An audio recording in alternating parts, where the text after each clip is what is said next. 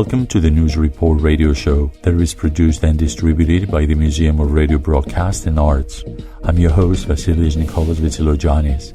As we step into the new year, we bring you the latest international news, all curated with the use of AI.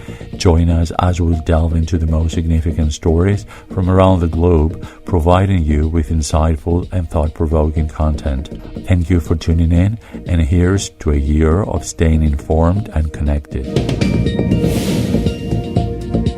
Our first story on Monday, 8th, 2024 is about the Cyprus President Nikos Christodoulidis, who has replaced his ministers of defense, health, justice and environment, as well as the deputy ministers responsible for digital policy and European affairs.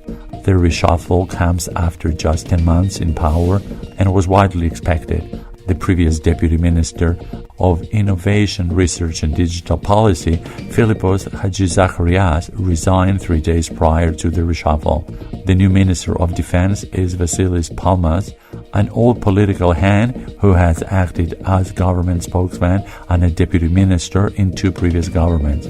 New Health Minister Michalis Damianos is a lawyer with his own practice, while history professor Maria Panayotou gets a promotion from Environment Commissioner to Minister of Environment. Marios Hartsiotis, a lawyer with a theology degree, takes up the Ministry of Justice. Another notable appointment is that of Marilena Rauna, a close associate of Christodoulidis, from chief of the President's diplomatic office to the post of Deputy Minister for European Affairs. The key posts of Foreign Affairs, Finance, Energy, and Interior were unchanged. Christodoulidis had announced plans to reshuffle his cabinet in a newspaper interview on December 31, saying he intended to replace ministers within an 18-month time frame.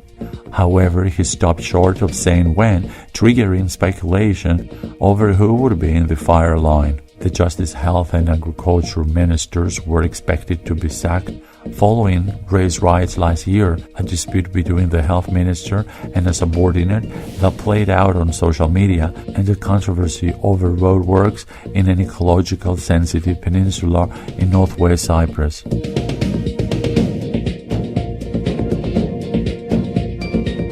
Our next story on Tuesday 9, 2024 is about India's Supreme Court that has made a landmark decision to reverse the early release of 11 men convicted of murder and gang rape. The men, part of the Hindu mob, were serving life sentences for the brutal gang rape of Bilkis Bano, a pregnant Muslim woman, and the murder of 14 of her family members during the 2002 anti-Muslim riots in Gujarat.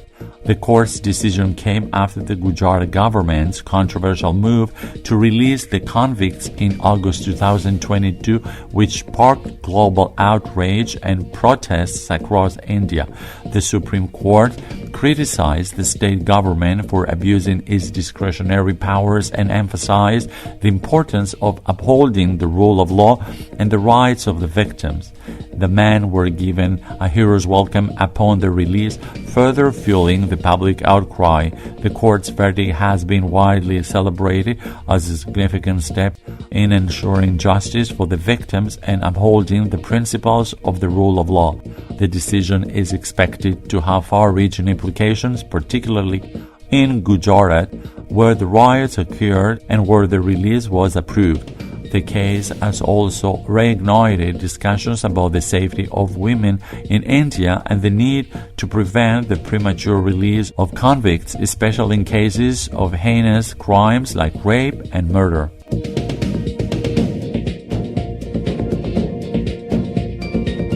Our next story on Wednesday, 10, 2024 is about Ecuador's state of emergency. At least 10 people have been killed in Ecuador due to confrontations and prison riots, leading the country to declare a state of emergency. The situation has escalated rapidly, with 8 people killed in the port city of Guayaquil and 2 officers murdered in the nearby city of Nobel. The government has responded by ordering the military to neutralize dozens of gangs. The violence is largely driven by rival criminal organizations that have been meting out brutal and often public shows of violence in the country's streets. In one kidnapping incident, 3 agents were taken and an explosive device was placed and detonated in a vehicle the officers were moving in. In the northwestern city of Esmeraldas, 2 vehicles were set on fire, one causing a blaze at a gas station. In Guayaquil, security guards at a hospital stopped armed individuals from entering the facility. The state of emergency will last for 60 days and mobilize the police and armed forces to control the situation. It includes a curfew from 11 p.m. to 5 a.m. Ecuador is living a real nightmare, former President Rafael Correa said in a video shared on X. The situation is the result of the systematic destruction of the rule of law, of the errors of hatred accumulated over the last 70 years, he claimed. Tourists are urged to stay in hotels as the state of emergency is declared. The situation remains tense, with the government and security forces working to restore order and control the streets.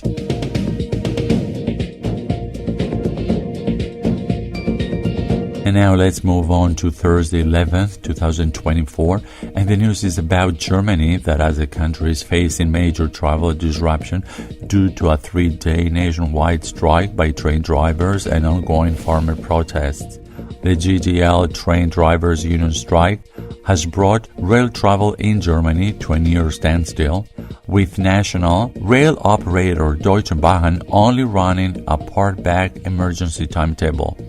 Both cargo and passenger trains have been affected by the rail strike, which led the main rail operator to cancel 80% of long-distance services, while regional lines were affected to varying extents.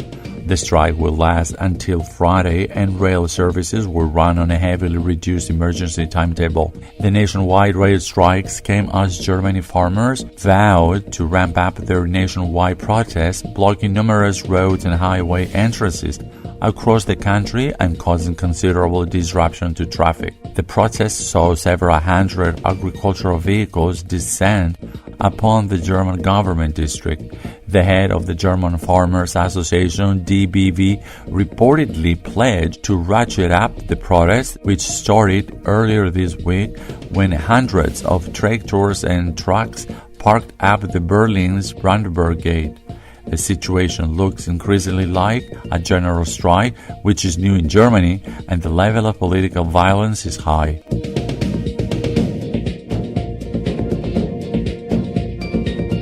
And now our last news on Friday 12, 2024 is about the United States and the United Kingdom that launched a series of strikes in Yemen against the Iran-aligned Houthi rebels, marking the first military action against the group since 2016.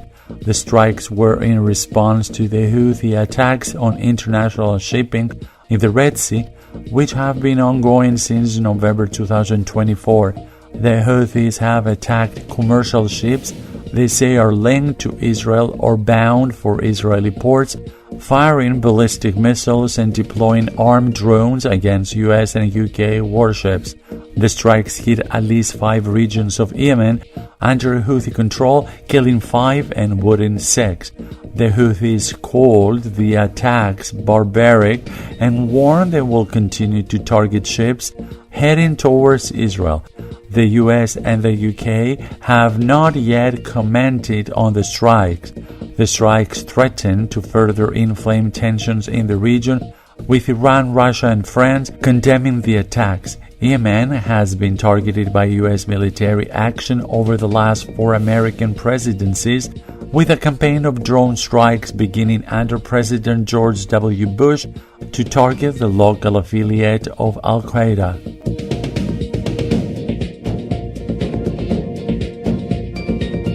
Thank you for tuning in to today's news report. Stay informed, stay engaged. We'll be back with more in-depth coverage and analysis. Until then, this is Vassilios Nicolaos Vitsilogiannis signing off, wishing you a safe and informed day ahead of you. Goodbye and have a great weekend.